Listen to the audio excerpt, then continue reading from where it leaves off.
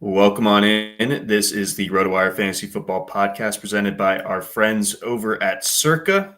I'm your host, John McKechnie. That is Mario Puig. Today we are going to be getting into some later round best ball values for this year's rookie class.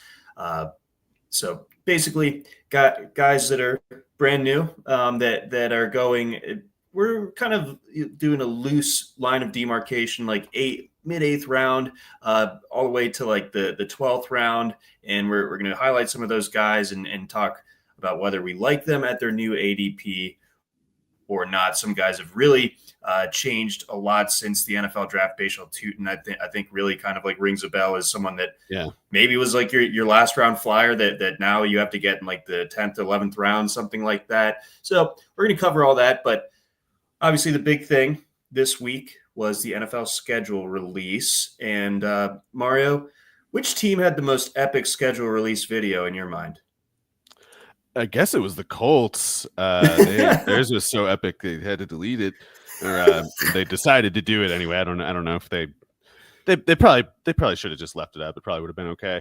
They already posted it after all. What's the difference? But I generally don't pay attention to these things, and by the time they're over, I can't figure out what everyone is talking about. But the Colts one, you can find links to it pretty easily. Yes, we've kind of jumped the shark a little bit as far as that goes. Like everyone hypes it up. Everyone's like, this is like the social media team's Super Bowl, and the Chargers did do a good job because they always do. But like that's the only one to me that's like appointment television. I thought the Ravens did a pretty decent treatment of Severance though with theirs. Like I love the visual of Tyler Linderbaum sitting at a cubicle and saying that the schedule release is mysterious and important. I thought that was funny. I thought you were going to say Tyler Lindenbaum in a drum line or whatever. Oh, that would have been good too.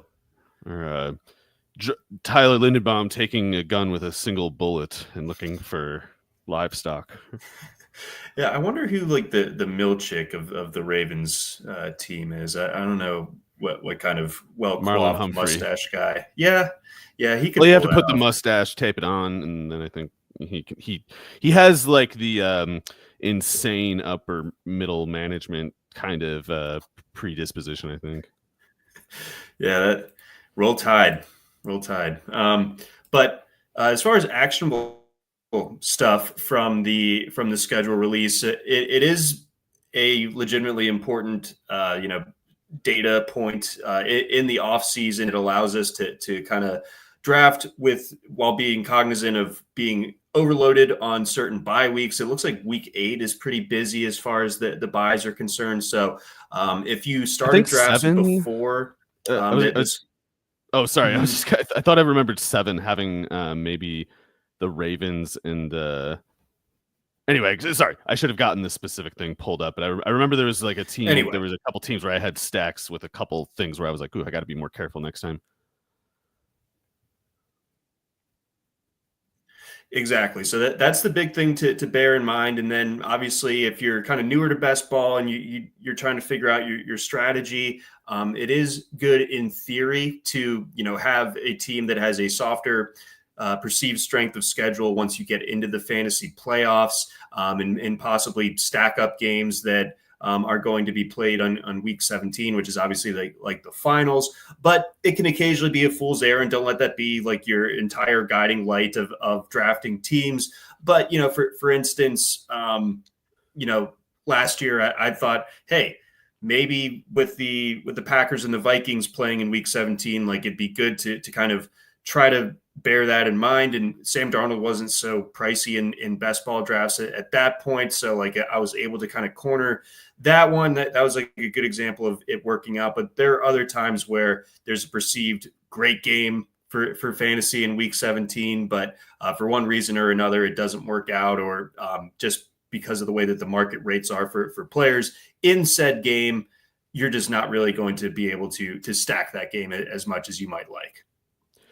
Yeah, that's weather. Lots of things can go wrong. Lots of injury things can go wrong. But yeah, it was week 7, John. Both the Ravens and the Bills. That's what I was going to say, and I flinched when I was about to say it because I wasn't sure, but I double checked.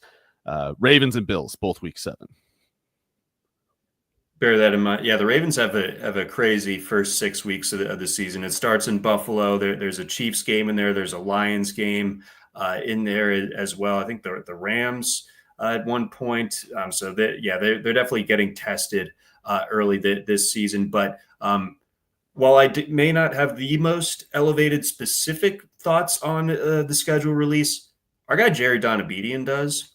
So go ahead Yeah. and go on over to RotoWire and check out his schedule release analysis for the fantasy football playoffs.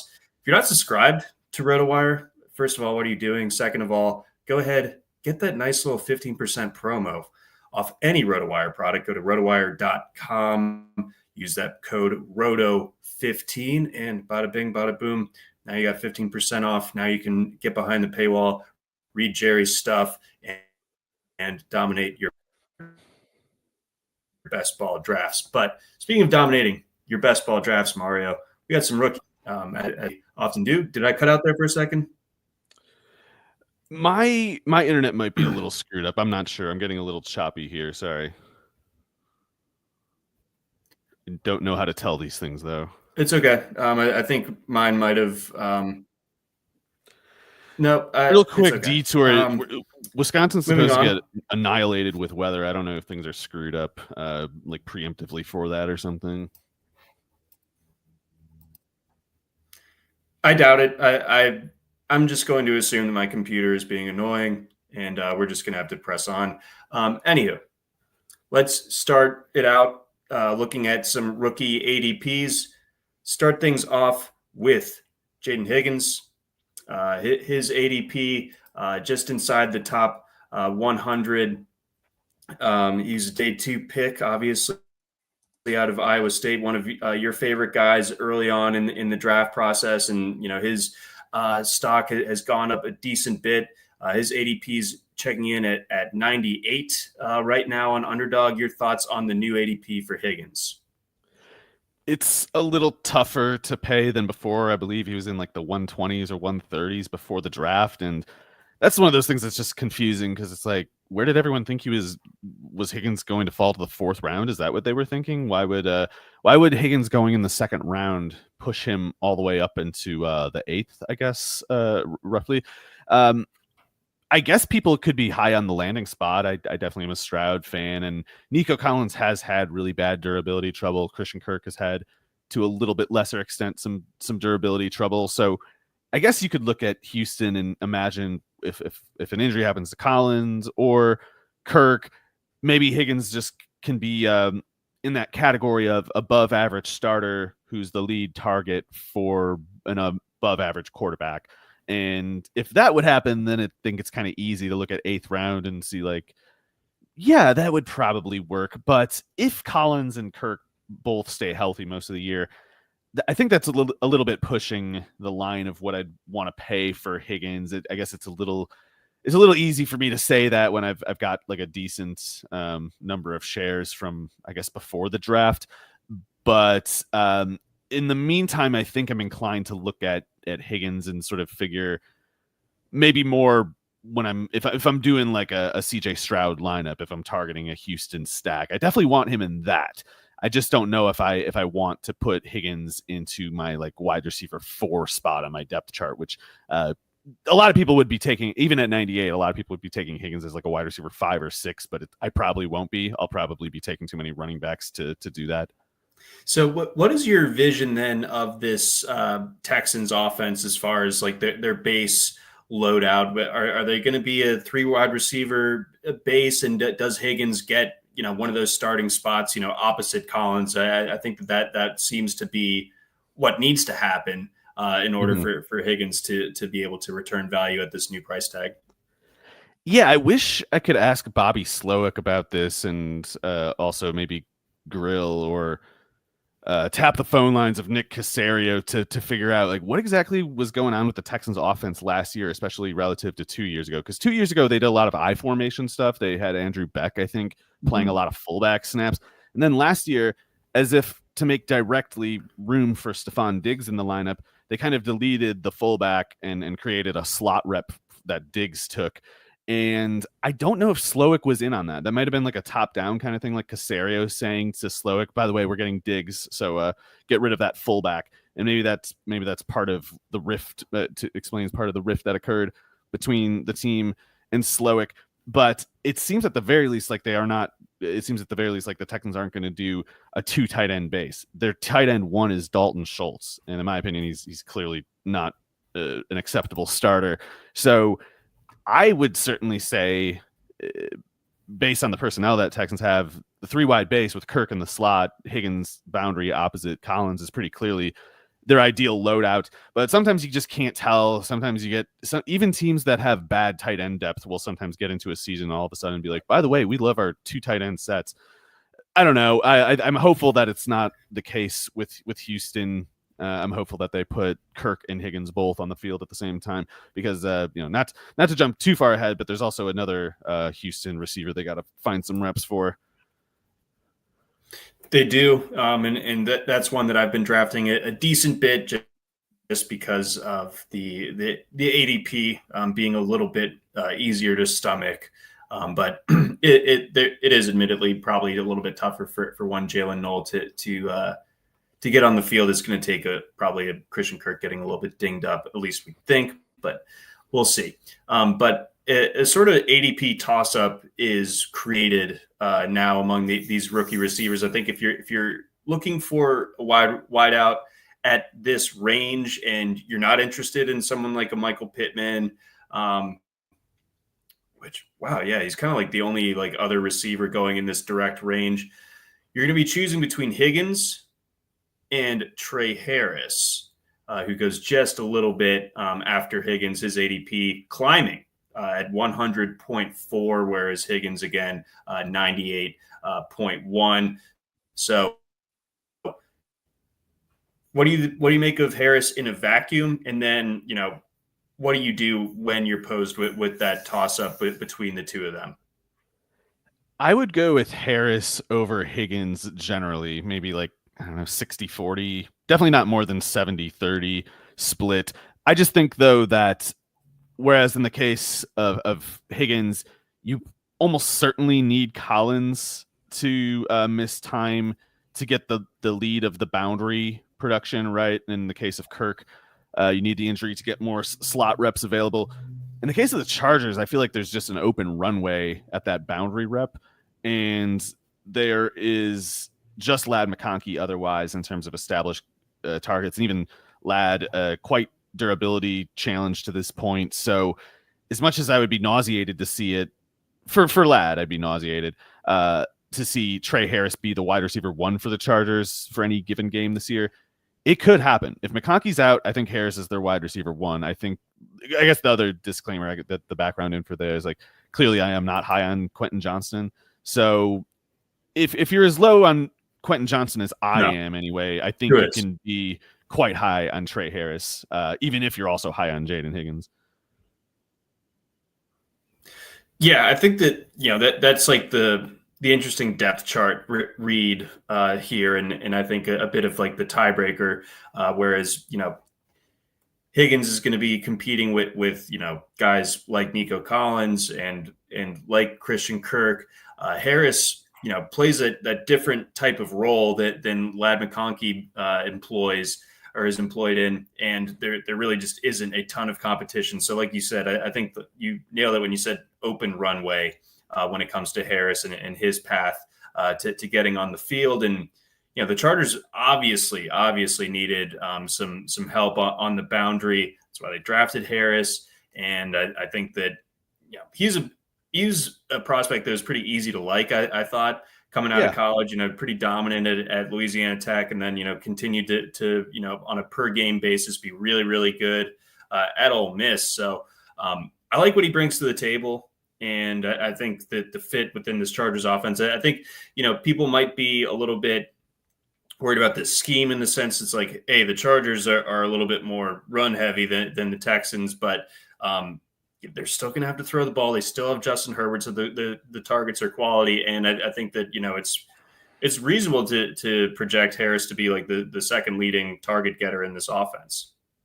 Yeah, and as much as Harris lost ground at the combine, largely because of guys like Higgins doing so well, I never felt that Harris made himself look bad as a prospect. He logged a 40 time that was exactly on the line of average with exactly average height, weight, and it would on the one hand be better if he could have been faster, sure, but on the other hand, 4.54 is what Devontae Adams ran. I'm not saying everybody who runs a 4.54 is Devontae Adams. It's just that players have succeeded despite that 40 time as perimeter receivers in the NFL. So we have to take it into account when a player like Harris doesn't run as fast as a guy like Higgins, but it's more of a tie-breaking kind of thing than one where I'm like crossing off Harris. I wasn't looking for a reason to push Harris out of the way. It's just in order to give proper credit to Higgins, I kind of have to put Harris behind him in the draft order. But with Higgins, with Harris being on the Chargers, after previously having those two in different tiers, like pre-combine, I had Higgins pre-draft, post-combine, I had Higgins and Harris in different tiers. Post-draft, I have them in the same tier because I think the situation bridges whatever gap there might have been in the talent, even if there's a gap in the talent. Yeah, I think that's a good summation there. And I think this question almost like fortifies your answer there. Are you concerned at all about the presence of Mike Williams or Quentin Johnston as the potential number 2 guys in LA? Right. It's not nothing. And it's not fair either to just sort of assume Tre Harris goes in and just pushes guys like them aside. It's just one of those things that could happen. And given the Chargers' second round investment in Harris, I think we can read it as they'd kind of like it to happen. They hope Harris becomes enough of a force that they can leave guys like Williams, especially Williams, but to a lesser extent Johnston, in a scaled back role from last year. Like Quentin Johnston last year was a below baseline target in that offense. I think it was something like 17% target share. So you have to get that 17% lower for Johnston if you want to make his efficiency numbers justify his usage numbers. And I think Harris is just kind of maybe they're not sure. Maybe they're like, Harris might show up. He might be a little raw after playing in that Mississippi system. We might need to lean on Johnston or even Williams if Johnston's still screwing up or whatever. But I don't think the Chargers want those two to be their primary loadout this year. I think they're crossing their fingers and hoping Harris takes it. Yeah, I think so. Williams may be a little bit interesting to me. I don't think he's totally done yet. I don't think he is either. As your last round type of pick, I'm not sure what his ADP I have is. picked Williams and Johnston both for what it's worth, but more often Williams and more often before the draft because it was always in the last round, and I was like, why not? Johnston not that good. Lad gets hurt all the time. Also, they did get Keandre Lambert-Smith in the 5th round, and I think that guy's going to play a little bit too. So that for those reasons, I stopped taking Williams, but it's not because I'm so sure that he's toast. It's just that with Harris and Lambert-Smith there, I'm no longer as intrigued. I see. I think that makes sense. And then bottom line, do you like Harris at that new ADP? I think that's reasonable to draft him there. Like is probably the wrong word, but it's one of those things like I want to get some Harris exposure, and this is the price. So I've got to come to terms with it to some extent. Fair. All right. Our guy Michael has a super chat for us. Thank you, Michael. Really appreciate it. As always, with the Chargers, will there be a number 1 tight end? If yes, who has the best chance?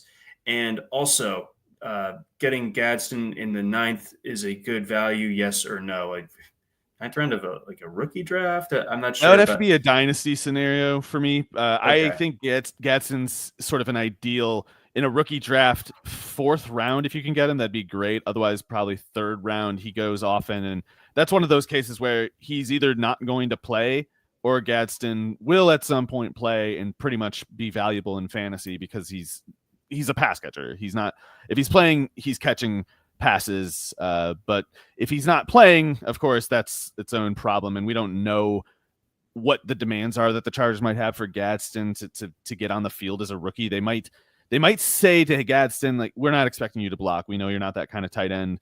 And that would be an interesting possibility. But if they instead are like, Gadsden, you got to learn how to block, that could take more than a year. So you can't expect anything from Gadsden this year or next, in my opinion. But he is one of those guys that I like in the lottery ticket category of a dynasty pickup because, you know, after a certain point, they're all shots for the moon anyway. They're all guys that are just long shots. And if you're taking a long shot, it might as well be one with a lot of upside, which Gadsden has, but he has no floor at all. So I would not want him. I would not plan to start Gadsden in 2025. No, I wouldn't either. Definitely like a project, and they have like enough boring ahead of him to where it's like that, and they're just playable enough, you know, but between Will Dissly and Tyler Conklin, where it's like, you know, Gadsden it's going to be a little bit a big slot. Like, he can't really play the kind of tight end that Conklin and Dissly do. So we kind of need the Chargers to sort of carve out a little room for him. And I just think at the very least, he's going to need to prove himself from the bottom of the roster for a while before they really look at that possibility. Yeah. So ultimately, you know, is he worth a stash on a bigger roster? Like, yes. Most dynasty rosters, I think Gadsden is worth having on. It's just you can't plan to be playing him anytime soon, and you got to take him once the players with floor are gone. So that's why I was saying, like, maybe late third, fourth round, something like that, because everybody has no floor at that point. You might as well take players who have high ceilings at that point. There you go, the Dow of dynasty drafting. Before we get on over to our next player, we got a message from our friends over at Circa. The Ultimate Fantasy Football Draft can only take place in Las Vegas. Circa Resort and Casino wants to bring your whole league to Vegas with the Ultimate Fantasy Football Experience giveaway. The winner brings your 12-person league for a 2-night stay at Circa Resort and have your draft at a cabana at Stadium Swim. Plus, limo transportation to and from the airport, a welcome party at Legacy Club, a booth at the world's largest sportsbook, and more. It's a very big sportsbook. I've been in there. There's no better place to draft than Circa. 21 and up, go to circalasvegas.com for more information. All right, on to the next rookie on our list, tight end, Colston Loveland out of Michigan is the next rookie going. He has an ADP of 113, so he's going right in that same pocket as like Evan Ingram, if you're going with tight ends there. And I think that's kind of like the main tight end option. Yes, that is correct. Tyler Warren goes a little bit later, about a round later at pick 124. So Loveland in a vacuum now that he's on the Bears. What do you think of the 113 ADP? I think it's challenging, both because it's a little bit I think toward the higher range of justifiable cost with a guy like Loveland, and like just in general, and also we don't know for sure how much he's going to play. I think based on being a 10th overall pick and based on just the talent that Loveland seems to have as a pass catcher, we have reason to consider it a really good possibility that the Bears try to get him on the field as much as possible. And for me, that means at least 800 snaps. That would be putting him toward the league leaders of tight ends. But some of the tight ends can push for 950, 1,000 snaps, something like that. This shoulder thing that Loveland is returning from, I don't know how big of a concern that is. Clearly, it's not a long-term concern. Otherwise, they wouldn't have taken him 10th. But it's totally possible the Bears took Loveland 10th overall while knowing the entire time, while having a plan the entire time that we're going to slowly implement him because of that shoulder. That's a possibility. And they have Cole Kmet until further notice. So if Cole Kmet is not traded, and I still think there's a chance that he is, but there's only something like 3 or 4 teams at this point that would have a clear use for him. I think those teams could easily justify trading for Kmet, but if Kmet is on the Bears roster, it's pretty tough for me to see him playing fewer than, I don't know, at least 600 snaps. Kmet has been one of those tight ends, by the way, playing the league leading snap counts the past few years. So if Kmet played half the snap count that he did the last 2 or 3 years or whatever, it would still mean something like 450, 500 snaps. So there could be room for the tight end 2 role to have that 500 snaps without occurring at the expense of Loveland's snap count as the lead tight end. But we have at least 3 good receivers on the Bears too. So I think there's a bit of a pinch there. And I don't know if at this price I'm particularly eager to take that ride. But the thing to keep in mind about Loveland's 113 ADP relative to the overall tight end market right now is that I think you can make the really good argument that Loveland is the last in this order to have legitimately high upside, be it weekly or over the course of the whole season. So if you are building a best ball roster and you know you need a little more firepower at tight end, or maybe you're even doing back-to-back picks where you're like, I'm trying to get floor from whatever, Travis Kelce, and then in the next pick, I'm trying to get my weekly ceiling from Loveland, and hopefully they balance each other out, work well together. That kind of thing, it is like, as much as the cost might not be palatable, it's the last chance to buy that category of a tight end in the draft. Like, you can get, not to dismiss all these other names, but even a guy like Jake Ferguson, in my opinion, it's like, I don't really see the upside with him that I do with Loveland. Like, Loveland at his peak could be something like a 120 catch tight end annually. And as much as it's totally unfair to think that this year would be that year. Like, if Loveland just has a big second half, like that's one of those things where we might wish we had a little more exposure for the price, especially if the alternative was always just like Tucker Kraft or whatever.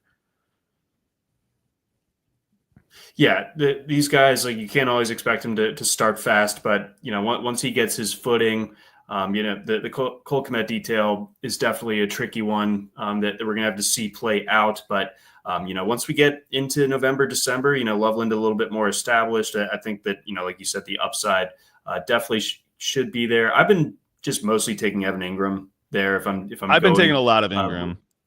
I'm going to need to take Loveland just so I don't go to like 60% Ingram or something.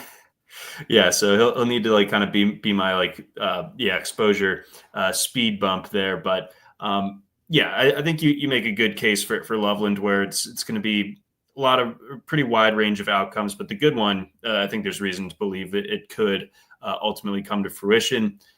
Let's get on to the next guy.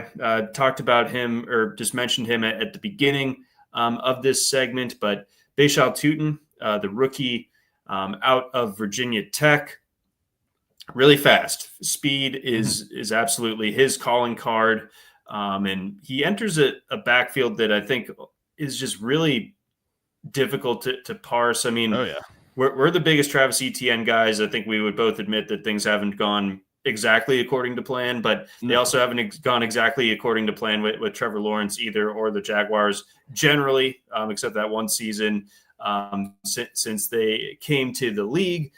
So now you get Tuten in there, and everyone's favorite guy from last year, Tank Bigsby. Everyone that was mad at not getting enough out of Travis Etienne the year prior was like, it's Bigsby time. And there ended up kind of not being a right answer. And Tuten just kind of makes the whole thing even tougher to project out. I still kind of handicap it with Etienne being the top guy there, but Tuten has the highest ADP of these Jaguars running backs, and I'm curious to hear what you make of that. It's interesting, and I guess the tough part of this whole question of the Jacksonville backfield is that it ultimately will be up to Liam Cohen and Gladstone, or whatever his name is, and I just don't know what they'll conclude. People are fallible. It's possible that Liam Cohen, even if he's going in with some new criterion, this new thing that he's emphasizing at the running back position, let's say if Liam Cohen's looking at the Jags running back room and thinking, I want someone who just hits the hole like Bucky Irving does or whatever. It's like, that's not something that, in my opinion, Tuten grades higher than Etienne with. But Cohen could guess wrong on that. Like, if we assume that I am right to conclude that, Cohen might still just incorrectly conclude, like, oh, well, ETN doesn't hit the hole hard enough, Tuten will, then that's where everything hinges. Like, that's the only thing that actually matters if that occurs. I have no idea how to guess which way that turns, though. I think it makes sense for the incoming regime, the Cohen regime, to sort of be agnostic on ETN, to approach ETN with a prove it kind of stance. He's got 1 year left on his rookie deal. If he stays healthy, I think ETN is very, like, tediously, obviously the best running back on that team by just so much. It's like a drag to talk about. But last year, ETN was not effective, in part because he was playing through a hamstring thing and a shoulder. No, what the hell was it? Maybe it was a chest. Banged up, folks. There was a couple injuries that he was playing through, and I'm sorry, if ETN is not fast, then he's hurt. We know that. It's bizarre now to see people saying, well, he was the least elusive running back by PFF grades. Like, okay, well, how do you average like 7 yards a carry at Clemson then?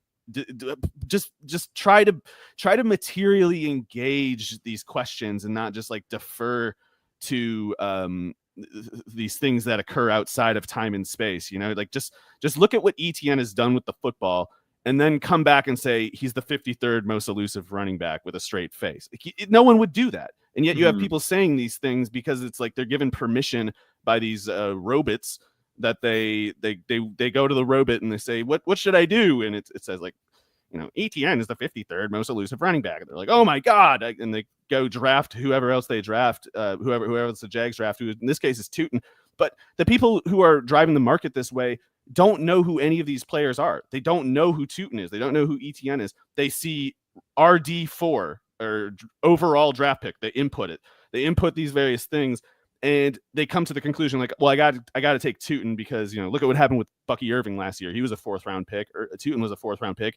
ETN's the 53rd best running back, but ETN, if he's healthy, is the guy who had the 1,000 yard season at over 5 yards a carry 2 years ago. We know that. As far as Bigsby goes, he has a clearly distinguished function between ETN and Tuten in that Bigsby's the only guy of the three who can do power concepts. I don't think Bigsby's particularly good at them, but he does need to do that, or somebody else needs to do it, because even as an ETN fan, I don't want him going between the teeth of the defense over and over. I want to give him like 15 carries, cut out a nice chunk of space for him to work through, not have to just beat his head against the wall like the Jags have been the past couple of years. So obviously I'm higher on ETN than most people. I don't think you need to be high on Bigsby to concede like he's going to have some role. So it is truly a zero-sum thing for me between ETN and Tuten. If ETN gets traded or something, then I guess it's wheels up for Tuten. I think the Jags have to play him in that case. But if ETN is there, I don't think Tuten really plays this year other than for like kick returner purposes and stuff like that, or if Bigsby gets hurt, I think. So I'm not going to take Tuten at this current price with him being the most expensive one, but if ETN gets traded or something, then I might wish that I had. Okay. Yeah. So there's still some things that could happen between now and the start of the season to where, Tuten ends up being a value at the 116. Michael chimes in that the Jags are indeed kind of a headache for redraft. And then not totally sure what he's getting at. Well, there, I think Bigsby and Tuten do not have a zero-sum situation between each other the way that ETN and Tuten do. So if you want to corner the speed reps, we could maybe reduce it crudely to, then ETN and Tuten are the link, but Bigsby I don't think is dependent on either one of those because his power functions are his own lane. It's like Bigsby would have to worry if the Jaguars signed like almost any other power run. Like if the Jags signed Nick Chubb or something, I'd be like, that's weird. Also, Bigsby's not getting any more carries. Yeah, so that's over. Our guy KJ has a question.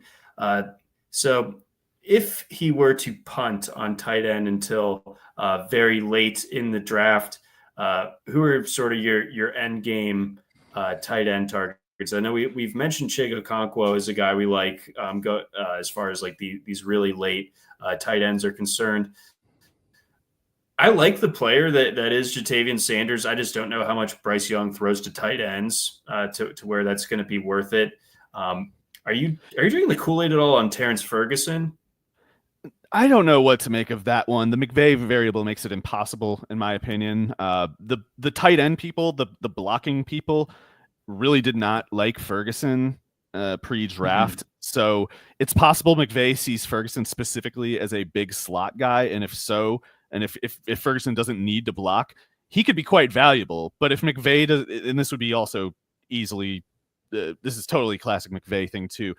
If they spent a second round pick on Ferguson and never let him play, that would also be a very McVay way to handle things. So I don't really know what to make of Ferguson. But if you're waiting until truly the end of a draft, which I wouldn't really recommend, we were talking earlier about how we'd want a guy probably like Loveland as the last in the line of tight ends who can be a top 8, top 10 tight end. Getting a guy like him, if you can't go any earlier than that, is maybe what I would try to do with one pick, and then to get more of a reliable backup type, someone to play if Loveland is hurt, whatever. Guys like Hunter Henry, I think, fit that category. And then if you for some reason really, really need to be cheap about this, I think Tyler Conklin could have a pretty good year with the Chargers. Okay. All right. So there is your quick hitters of late tight ends that you can hopefully save your bacon with. Let's move on. We've got a handful more guys to get to here. Next up is Kyle Williams at 122, pick out of Washington State for the New England Patriots. Again, going pick 122. So, I mean, it looks like the way that things are shaping up, some people are kind of like double tapping, like you get Drake May, and then if you're on an end specifically, get Drake May and Kyle Williams just right there back to back. That seems to be a reasonable path, for best ball roster construction purposes. But I think people have been rightly critical of how the Patriots draft tight ends in the past. I think that they are right to say that. We have a very recent example with Jalen Polk from a year ago. Is Kyle Williams different? Is he going to be the proverbial success story from this draft haul for receivers for New England? Well, Williams was a good pick for the Patriots, in my opinion, but there's a possibility with a guy like him that there's a difference between his real life football value and his fantasy football value, specifically, and especially this year as the only fast guy in that wide receiver group. I think you have to worry about Kyle Williams getting stuck with a lot of distance running that's basically meant to free up Stephon Diggs or pull a safety to the middle of the field so we can run a screen pass to the other side. Stuff like that, Kyle Williams will get stuck with because the next fastest receiver on that roster is Kayshon Boutte with the 4.47 or 4.45 or whatever he ran. And Boutte's, I don't know, he did sort of better than I expected last year, but you saw with Boutte, he was a decoy a lot of the time when you're the when you're the fastest receiver on the field, you're by default the one who gets stuck with a lot of the decoy work. And maybe defenses don't put that safety over Williams. And if so, maybe the Patriots go deep and land some strikes. But if that safety is over the top and respecting that coverage shell at all, I think Williams is likely going to get snared in that shell a lot. And you might see him play as little as like 500 snaps because I don't think they might cut Boutte. That would definitely help Williams' snap count projection. But otherwise, it's like Demario Douglas. He's probably getting some snaps. Stephon Diggs obviously is getting, I don't know, I would assume 850 or so, maybe more snaps, depending on how his health holds up. It's tough for me to see how Williams gets on the field for a healthy snap count where he's also a viable target on the play. But again, I do think Williams is good. And if he isn't just getting stuck with decoy work, that would be pretty interesting.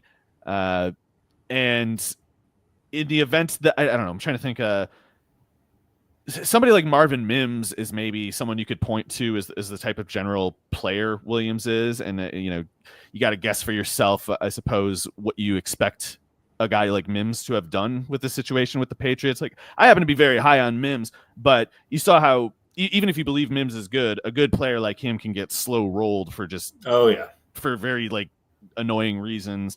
And I just worry that Williams is also at risk for that kind of thing to start out his career.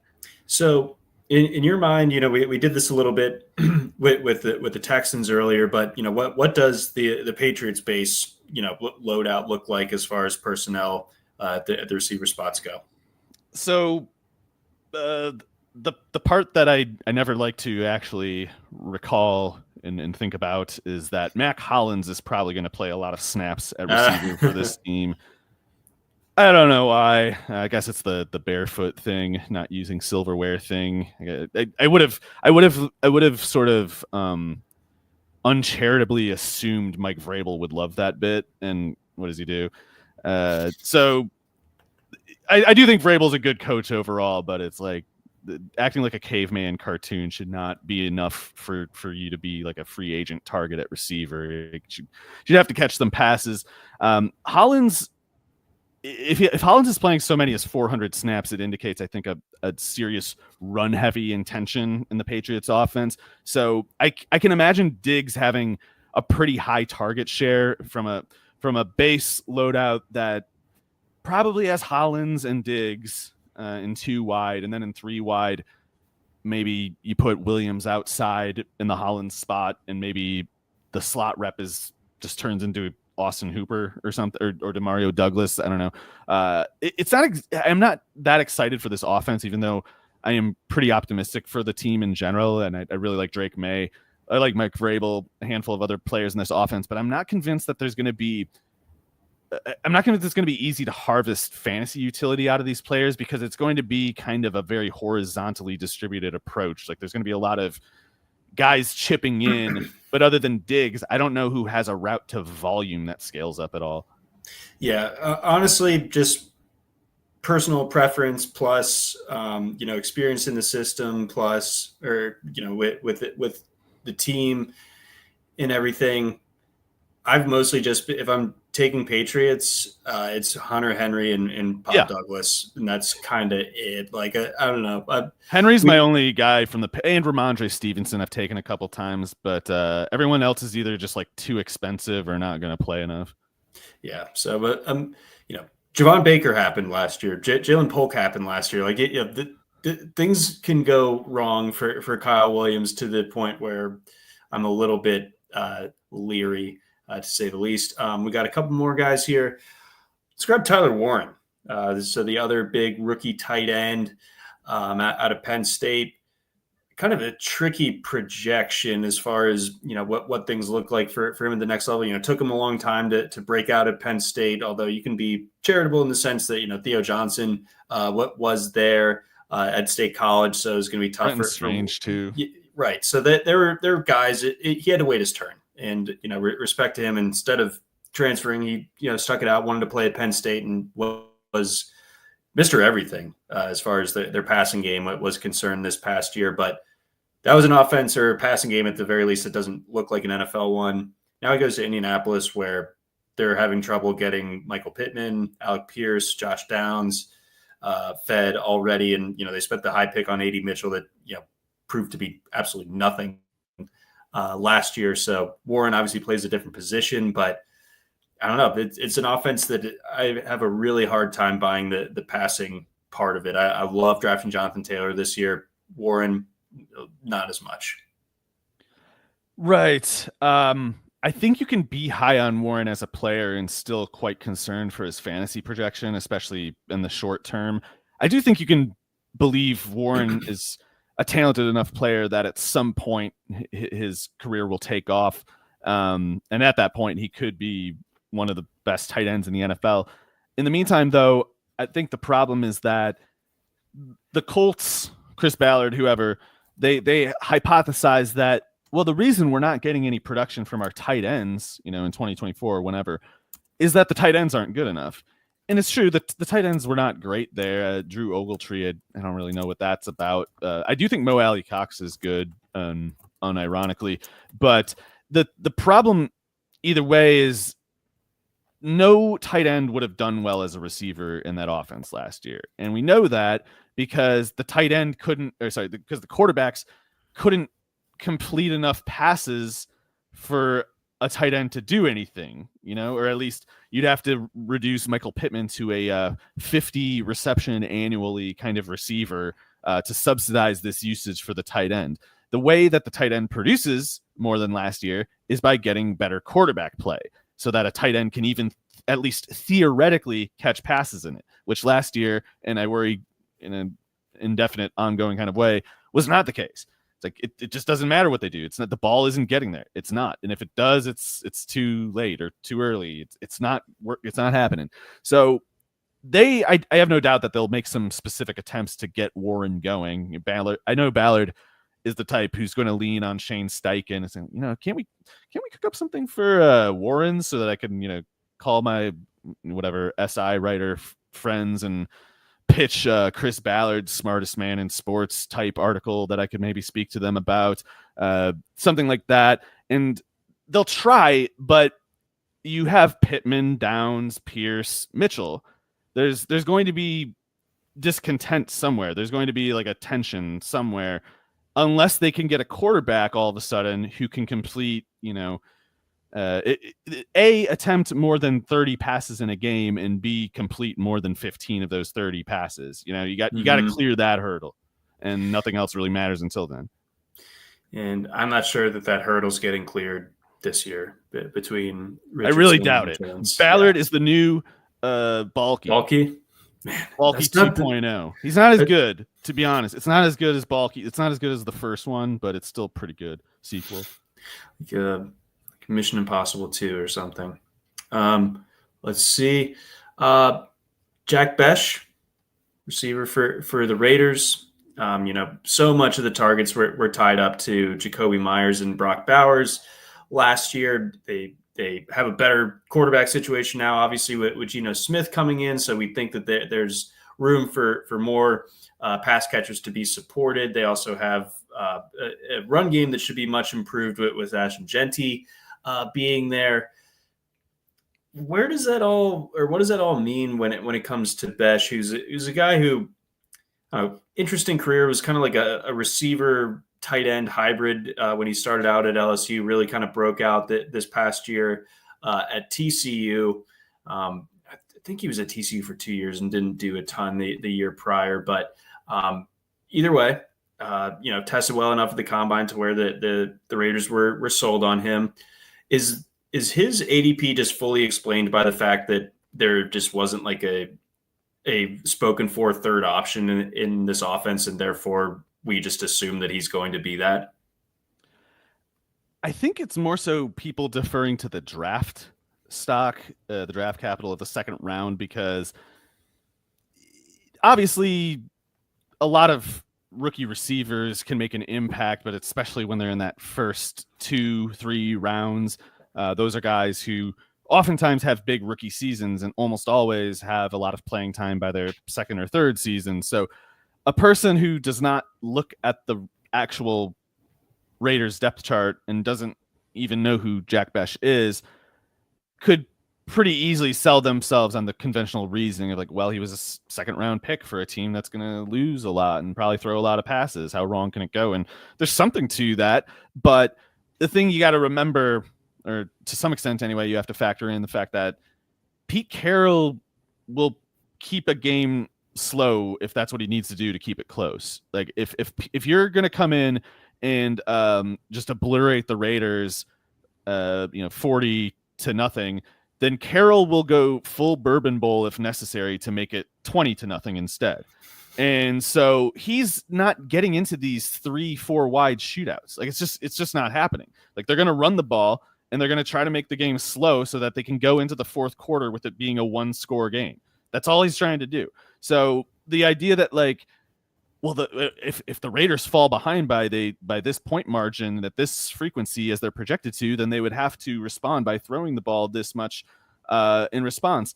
And that kind of rule just won't apply with Carroll like it would with any other case. So that Genty pick, if you really need something specific to point toward as a reason to worry about Bech, it's that Genty pick, because Genty's going to get probably all the work that might conventionally go to a third or fourth receiver in an offense otherwise.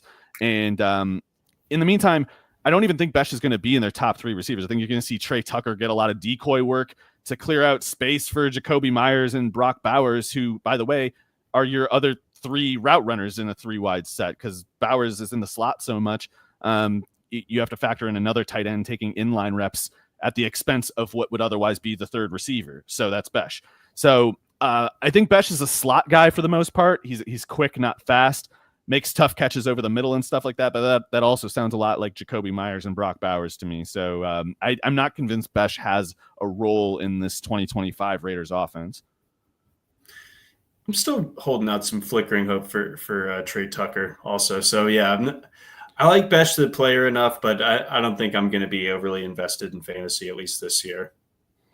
Yeah, in the future, though, I mean, or if Jacoby Myers were to miss a game, I could definitely see how Bech would plug right in and be, he can get you 8 targets from mostly the slot and catch 5 or 6 of them. All right, so moving on, maybe best for last, or at least most interesting for last.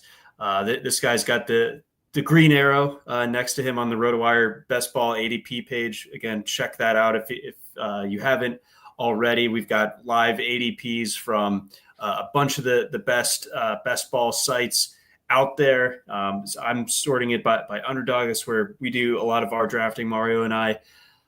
Jaydon Blue, pick 131. And again, he's got the green arrow, indicates change over the last 5 days, moving upwards in that ADP. So you have a Dallas backfield that was largely ineffective running back group last year. I think it's fair to say. They go ahead and bring in this guy, Jaydon Blue, out of Texas, really fast. I think that the speed is his calling card as well. They also, of course, brought in Javonte Williams and Miles Sanders. We talked a little bit about this backfield earlier in this offseason. I forget if it was post-draft or not, but I do like the Javonte Williams is kind of like a boring guy at the end of the 10th round.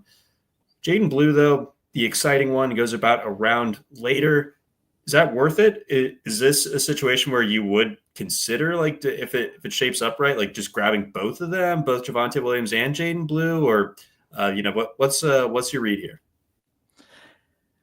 I don't have anything against that idea. I guess the only thing is you generally draft fewer running backs than you do receivers, so the doubling up bye weeks thing can get out of hand a little easier at running back. So that's just a reason to maybe be a little. You might want to go 6 running backs or something if you take 2 running backs from the same team.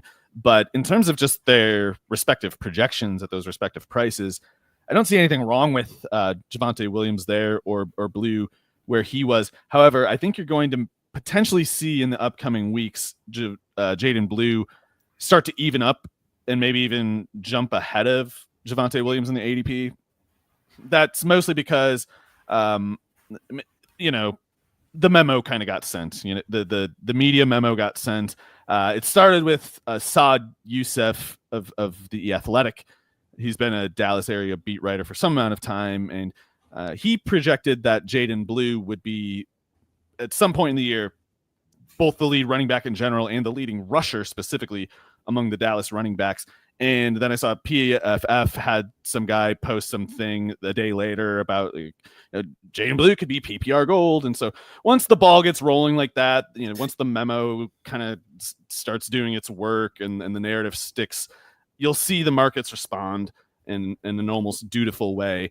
And I think it's just all but predetermined that within a month, Jaydon Blue is going to be pressing for the top 10 rounds, because this media hype will kind of beget itself, right? The industry scene hype will beget itself, but there can be no potential negative inputs on Blue's market until training camp, at least, until at least late July. So in the time between now and then, we can't really do anything but drive ourselves crazy with speculation. And so you're going to see people that lean it. You're going to see somebody with a big following or some influential website's going to say, like, I had time to study Jaydon Blue more, and fellas, guess what? He's James Cook. It's obvious. Something like that could happen, and then it just gets even worse. But I think Javonte Williams is clearly the lead running back for Dallas. And I think to the extent that Blue can make a fantasy impact, it pretty much has to be as a pass catcher. Like, as a runner, he's barely even a drawback. he is a drawback. He can run a draw. And Blue, in addition to the speed, he runs fairly hard. It's not as if he's a cowardly runner or anything like that. But he has no anchor at all. He somehow at 5'9" runs tall. I've never really seen anything like it. Like he runs high at 5'9". He's going to get clobbered. And if Baxter hadn't gotten hurt for Texas last year, Blue would have been the running back 3 last year. So the idea of Quinn Wisner, how is Blue going to start when he's never done it? That's like the first question I have. And second, it's like, what reason is there to be so low on Javonte Williams? Like everybody's going to say he's Royce Freeman of this year. It's like Royce Freeman was like 30 last year. Javonte Williams was like 26 or something, and he's not that bad. So even if he is, though, he's probably a better pure runner than Blue. So Blue needs to be a pass catcher, but not a pass blocker, because Williams is going to be the pass blocker, and that's sometimes a tough one to thread. Because if you're not doing blitz pickup as a pass catching specialist running back, you tip off the play call when you're on the field, right? Like Blue comes on the field for one of his 15 snaps and he gets like 4 targets on those 15 snaps. They're going to know, hey, Blue's on the field. They're running that screen play again. They're doing something with Blue. He's on the field. They only put him on the field when they're doing a screen to him. That kind of stuff is those reasons will pile up. And in practice, just give Dallas more reasons to go back to Javonte Williams. And then do you think that this ends up being a lower run volume team, like it I don't know. Total? I don't think it's the inclination of Schottenheimer, but you would. Okay, so I guess to back up a little bit, Williams is making the team, and they're paying him slightly more than Rico Dowdle signed with the Panthers for. Miles Sanders is not getting paid much. It's probably the veteran minimum, but it's almost fully guaranteed. So cheapness dictates that Sanders is probably the running back 2, or maybe he becomes a game day scratch, and Jaydon Blue, Javonte Williams are the top 2 running backs. But those are your 3. And I guess even as someone who's interested in Javonte Williams this year, it's not like I would want to put 300 carries on him if Schottenheimer wants to run the ball all day. It's like, this just isn't really going to cut it. So I guess they could still be, Phil Maffa might factor in, believe it or not. I don't think I can truly count him out. But in general, I guess I expect Dallas to run a really low tempo offense. Like they're going to be neither pass happy nor run happy. Like they're going to throw the ball 32 times a game exactly, and get like 12 targets to Lamb and like 8 targets to Pickens, and everybody can fight for the scraps. And then the other plays are going to be it's going to be like 30 carry attempts between whoever's laying around. But yeah, they can't go up tempo, because it's like when Javonte Williams needs a breather and then Jaydon Blue needs a breather, like you can't run an offense by that design intentionally. You got to try to get the ball to your better players. No, I think so. And I think that, I think the tempo detail is pretty interesting when it comes to They're going to sit on it. They're going to take forever to get to the line of scrimmage. Ugh. It's like, I'd love to see them just kind of be more go with Lamb and Pickens, and with Dak doing it. But yeah, like you said, it's probably not in Schottenheimer's DNA to do anything like that. So as it stands, Jaydon Blue, get your shares now, I guess, if you want to take that gamble, because wait until August, or don't buy in between though. Yeah, so now or August. Don't be the dreaded if it goes July 4th. If the price goes down in August, that should be clear. Don't buy in August if it goes up again. Right. All right. I think all right, that covers us for this edition of the RotoWire Fantasy Football Podcast. Again, breaking down some of the later round rookie best ball values. But, there's still some guys at the very end game that we will get to on a later episode, probably lump them in a little bit with some other late round targets that we like. But these are all guys that are going in the top 11 or so rounds. You got to make a call on them. They are important picks. You don't want to, get a goose egg out of these guys. So hopefully we're able to guide you all towards the right rookies from this particular range. But that's going to do it for us here. Big thanks to our friends over at Circa. And again, if you're watching on the live stream, look at the bottom of the screen. 15% off any RotoWire product. Just go to rotowire.com. Use that code ROTO15. That code still applies if you're listening in podcast form. So again, that code ROTO15.